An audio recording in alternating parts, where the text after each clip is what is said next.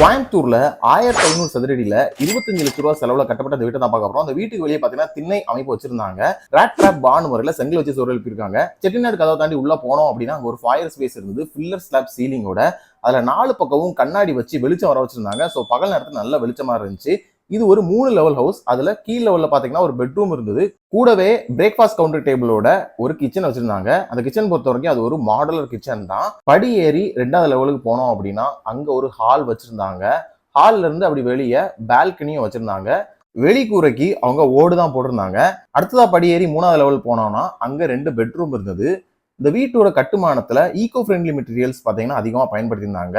Pillar slab ceiling அவங்க பயன்படுத்த ஓடுல இருந்து இந்த வீடு முழுவதுமே அவங்க தரைத்தளமா தரை ஓடு தான் வந்து போட்டிருக்காங்க. இந்த வீடும் சேலுக்கு அவைலபிள், விசிட்ஸ்க்கு அவைலபிள். இது ஒரு மாடல் ரெஃபரன்ஸ் ஹவுஸ் தான். இந்த மாதிரி நிறைய வீடியோஸ் பார்க்கணும் இன்ஸ்டாகிராம் மறக்காம ஃபாலோ பண்ணுங்க. ஃபுல் வீடியோக்கு லிங்க்னு கமெண்ட் பண்ணுங்க. கொலாபரேஷனுக்கு டிஎம் பண்ணுங்க.